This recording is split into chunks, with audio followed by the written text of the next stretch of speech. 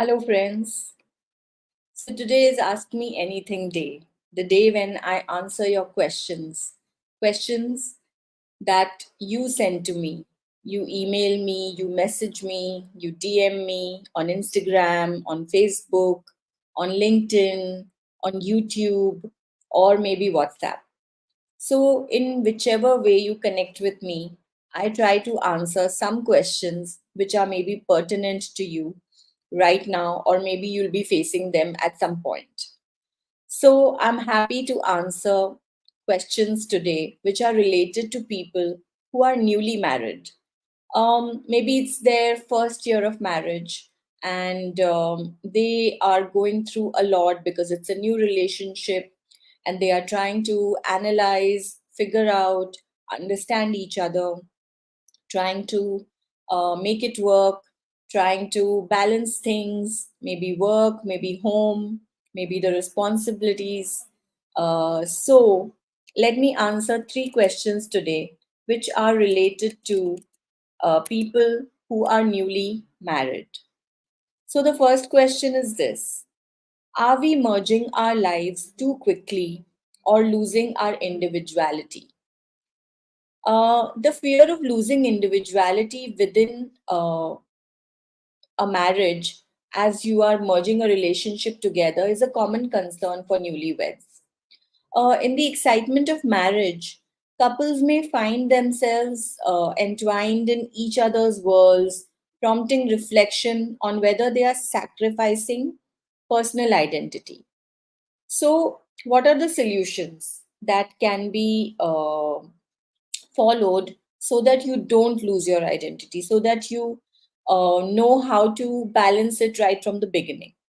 So, the first thing that you need to do is have an open conversation, honest conversation with your partner about individual expectations regarding your personal space and time. Discuss how you can maintain a sense of your own personal self within the context of a shared life. Like, say, for example, you like to do certain things, or you like your space, or you like to maybe have friends over on a weekend and your partner doesn't like that. So you both talk about it and you balance it out. So maybe one weekend you have a couple of friends over, and the other weekend you leave it and there is silence at home so the other partner can enjoy his or her solitude. So that's how you balance it out. You communicate openly and have a clear discussion on what your expectations are and what is negotiable and what is non negotiable. And then try and find a balance between that. Point number two: establish very clear boundaries because you need to respect individual needs, right? So, this could involve having dedicated me time or pursuing individual interests which allow for personal growth. Um, Maybe you're someone who likes to read and you would like to dedicate that time. Maybe you're someone who likes to do gardening, or maybe it could be anything, it could be any personal thing. So you need to respect the boundaries. It could be even about in laws, it could be something about your parents, it could be anything. So you need to define them and be clear with them so that there is less reason for any conflict arising. Point number three: encourage personal growth. So, support each other.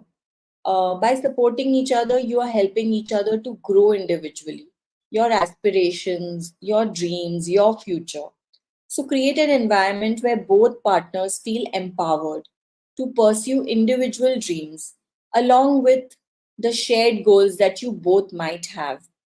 So, this is working towards your progress so that you both are clear where you want to be, maybe 2 years down the line, 5 years down the line.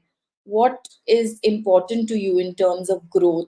It could be related to a job, it could be personal growth about maybe learning a hobby, or doing something more about something that you love. So it could be anything. So you need to work on your personal growth so that you both grow in the relationship also together. It could even be intimacy where you talk about it and are clear where you want your relationship to go. Let me share an example with you. Consider a couple where one partner is an avid reader while the other enjoys paintings. Now, instead of sacrificing these individual passions, they designate specific times for personal hobbies and they respect each other's need for individuality, right? So that's how you balance it out so that you both make time to support each other as well as you don't lose your own individuality in this. So that answers the first question.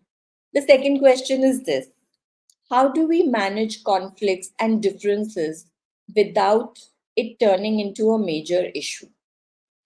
Right.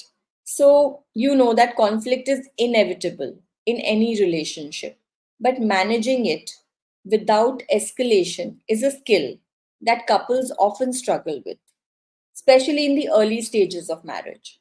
The fear is that minor disagreements might snowball into major issues. And that is a very common fear because you don't know how the other person is going to react. You're still new in the relationship, you're working towards it. And so you might feel that the other person is reacting in a good way, bad way. You don't know because it's still very new for you. So, what are the solutions that you can apply in your married life? The first one is uh, practice active listening. So, truly listen to your partner's perspective when they are sharing something without interrupting them. Validate their feelings and show empathy as well. This creates a foundation for constructive dialogue. So, if they are saying something about any important thing, then listen to them without judging, without immediately giving your um, view on it. Just listen. Sometimes listening is enough, and then the person feels heard, and that helps. So that you are show them your kindness, show them that you care about it. The second thing that you need to do is express your own feelings using I statements, so that you avoid sounding accusatory. Like, for example, say that I feel hurt when something like this happens. Instead of saying, you always hurt me, you always do this, that is playing the blame game. So instead of blaming the person, just say that this is how I feel. So that the other person is will be more willing to listen to you and try to find a solution for that. The third thing that you need to do is take breaks when needed. So, pardon me. If tensions arise, it's okay to take a break and revisit the conversation. So, prevent arguments from escalating and allow both the partners to cool off. So, when things are getting heated, if something y'all are arguing about and it's not working out, if it is just going too far, then just discuss about it or just walk out of the room and cool off. Take some time to just relax, get back to normal, and then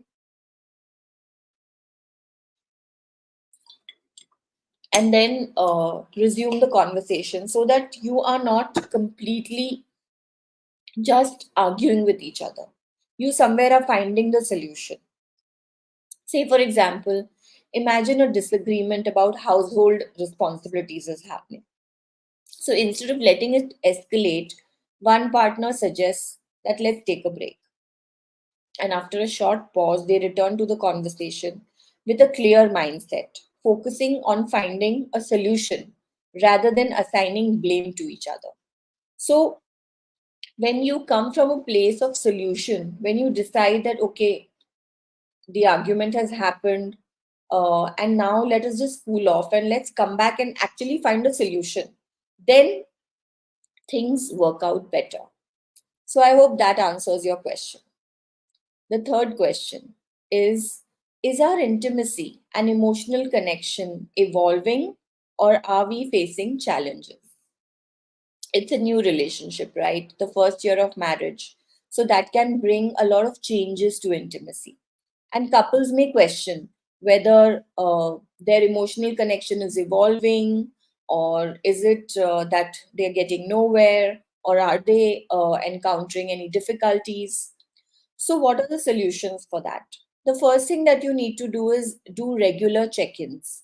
So, schedule time and discuss your emotional connection with each other. This ensures that both partners are actively engaged in nurturing the relationship. So, do a check in whether emotionally y'all are understanding each other, emotionally are y'all feeling that connection with each other. Do regular check ins, sit down, talk, and be vulnerable. Talk about each other's fears, desires, dreams, everything, so that you're able to nurture the relationship. Point number two, experiment with intimacy. To keep the spark alive, you need to explore new ways to connect intimately.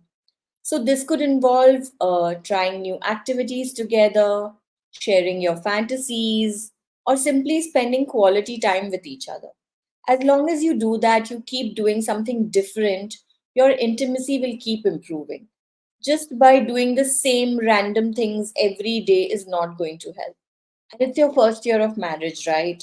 So be be creative, try and do something different, light up those candles, create some scenarios, bring in some fun elements, go for those massages, do something like a surprise element, and all these things will help you to connect intimately with each other.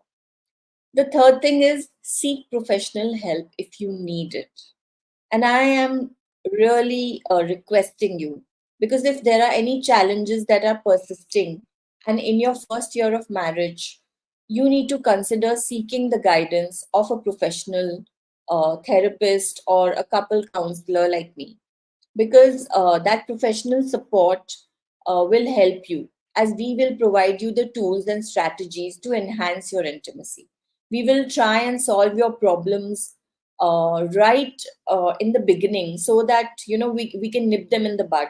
You don't need to really struggle with them so much more, and the problems are going to be smaller because it's just a new relationship. So before they become a mountain, we solve the problem. So, therapy might be required, counseling, coaching, whatever it is, and you should try and take that if it is necessary. Let me give you an example.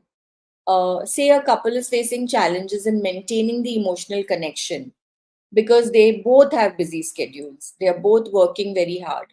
So, they decide to schedule regular date nights, and that creates intimacy for them. It helps them to strengthen their emotional bond because they are creating intentional time for intimacy, right?